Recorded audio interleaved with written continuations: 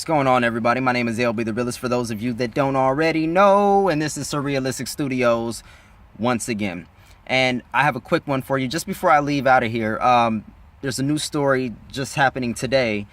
A lot of the NFL teams and the players, as well as some of the staff and coaches, some owners, have been participating in a protest against, I believe, a protest against Donald Trump. Now, there's an interesting debate that's happening on CNN, in which they're discussing whether or not these players are actually protesting police brutality and the corrupt police state in itself, or if they're just protesting Donald Trump.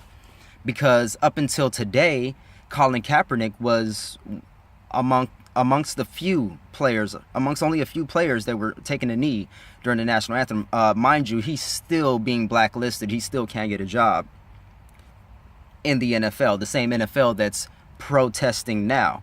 So it's my belief as well that they're not really protesting police brutality. They're not protesting the corruption in the police culture. They're not protesting a corrupt political system or a corrupt country in itself. They're actually just protesting Donald Trump. And most of the so-called resistance, they're just protesting Donald Trump. They're not protesting anything real. They're not protesting anything of substance. They're just hating a person. Now, I understand that Donald Trump is not the nicest person. He doesn't say the most appropriate things. He's not the most logical, reasonable, and sensible guy, especially, let alone president. But I need you to realize that the real resistance is not resisting Donald Trump and his policies. The real resistance is resisting policies that help to create Donald Trump and a corrupt political and corporate system. Now, I know that's a mouthful, but it's true. It's fucking true. Donald Trump is not, he's not the source of the problem, and that is the problem, because the so-called resistance, the people that are fighting against Donald Trump, they're not realizing that he was propped up by our media. Do you still watch CNN? You still watch Fox News, ABC, CBS, UPN, you pick a nigga, assalamu alaikum? You still watch that bullshit?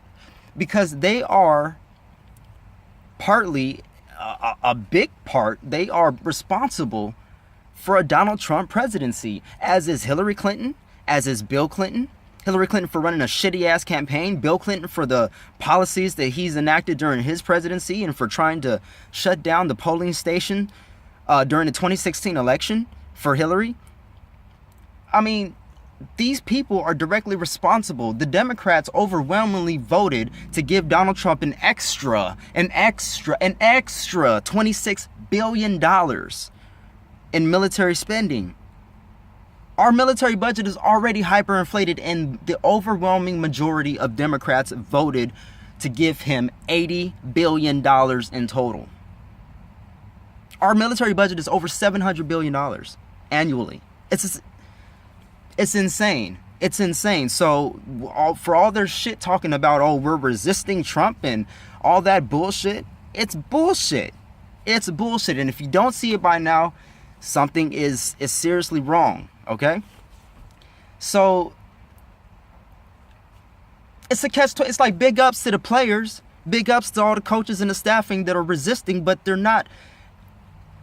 I hope that this at least leads them into the correct direction, into proper resistance, into the proper resistance of the actual problem itself, and not a symptom of the problem. Okay? We've had fucked up presidents before. Trump just wears it on his sleeve a little better. Hillary Clinton is fake as fuck. And all the progressives and all the people that are politically inept and all the people that were paying attention to this shit are fully aware of that. They're fully aware. So, again, big ups to the people involved in this protest, but I'm going to need you guys to pick it up. I'm going to need you guys to protest the right things. Don't protest something bad that Donald Trump said. Don't protest the shirt that he fucking wore to a conference or whatever, and you call it protest the shit that he actually does. Protest the policies that him and his party, as well as the Democrats, have been enacting. We need a collective evolution. A collective, for a political revolution to happen, we need a collective human evolution of the mind, of the body, of the soul, of the heart. Until we do that, they're going to continue to blind us with fake ass clouds of resistance and rebellion. Okay? We don't want to go off and just repeat the same shit over and over again. So realize what the true issue is. Realize what the true problem is. And it's the system in itself. We need to fix the system. And for that to happen, we're probably going to have to break it. Until the next time, you guys, love, peace, and chicken grease my peeps. Google your boy. Follow me on social media. Like, share, and subscribe. Leaving your comments in the comment section below. And until next time.